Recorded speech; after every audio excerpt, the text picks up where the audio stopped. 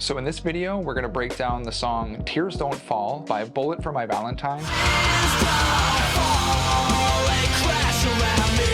And this one is a metal/metalcore classic that came out in the early 2000s, and it has such a distinct riff that as soon as you hear it, you know exactly what the song is. So we're going to break down a bit of the main riff and also a part of the bridge to see exactly what scale they were using and how they were applying it. In a previous video, I broke down a song by Killswitch Engage, The End of Heartache, and went over a section of the song where the guitarist basically just plays a descending pattern of the minor scale. The song is in C minor and the guitar is tuned to drop C. And I mentioned in that video that a lot of the times we want to write a song in the drop tuning that we're in because it makes it easy to bounce off of that open string to fill in any dead space. But there are some times where we can write songs that are in a key that's different from the open tuning we're in. So for the song Tears Don't Fall, the guitar is tuned in drop C, which is C, G, C, F, A, D. But the song is actually written in G minor. What makes this interesting is that C is the fourth note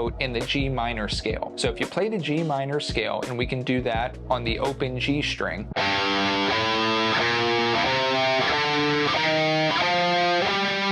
the C note is in that scale.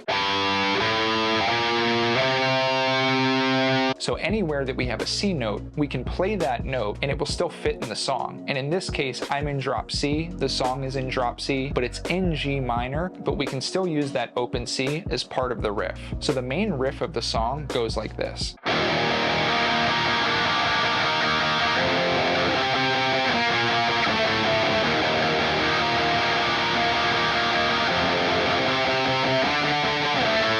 So that main riff never actually plays the open low C note on the top string. It does play a C note, but it happens here on the 5th fret of the 5th string. So the riff never actually moves to the open top string. So in this riff, we can see that the C note is played in the riff, but it's not the main part of the riff. It's really just a passing note, but it still fits because it's in this scale. Now there is a point in the bridge where they play an open C note and they hang on it just long enough for it to kind of establish it as not the root note, but something that we can kind of feel as like a home base. And it goes like this.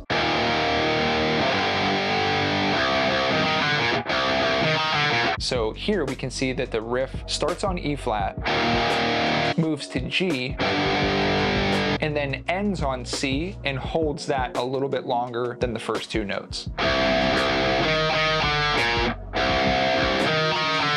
So it kind of establishes itself around C because we're hearing that the longest, and the other two notes are more or less passing notes. Now the song is still in the key of G minor, so throughout the whole song, we can just play the G minor scale and it will fit right over top of the song. And this is something I highly encourage because it helps establish a connection between the scale shape and how it sounds. And then this way too, you can hear it in different keys. So this song's in G minor, other songs might be written in C minor or D minor or E minor, and then you can hear how the minor scale sounds starting on a different note. And this kind of writing style is pretty standard and pretty popular and was really big for a lot of early metal and metalcore bands when writing their songs. The sections would be pretty standard where there would be a main riff, so that would be the A section, and then it would go into a B section, back to the A section, back to the B section, and then the bridge or the C section would kind of move into a different sound. And in Tears Don't Fall, the bridge kind of moves a little bit around the C note, where everything else was focused either on the E flat or the G. Now again, you don't need to know every single note that's in this scale. It's really important in the beginning to learn the scale shape. So again, that's why a really useful tool would be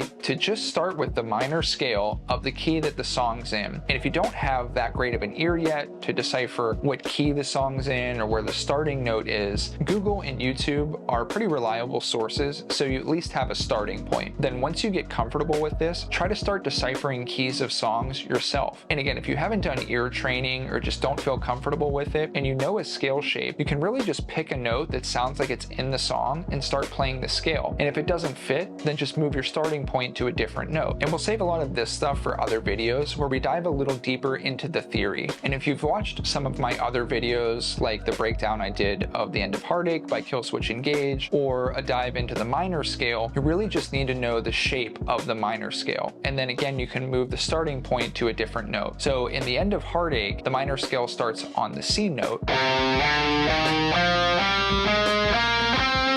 and you can play that scale shape over the entire song and it's gonna sound good. In Tears Don't Fall by Bullet for My Valentine, the song is in G minor, so we can take the same scale shape that we just played, but we have to move it and start it on a G note. In this case, we can start on the 12th fret of the 5th string. That's a G note. We can also play that same scale shape in the open position on the 5th string.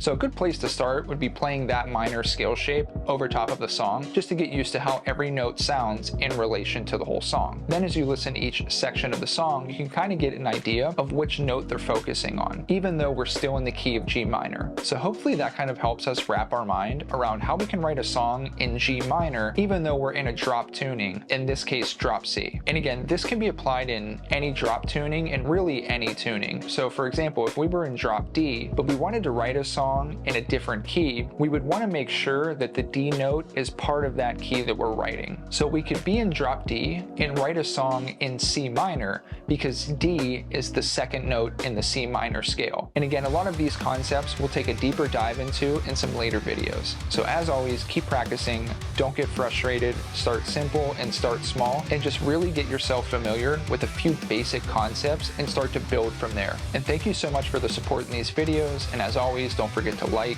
subscribe, and hit that notification bell for more videos. See you in the next one.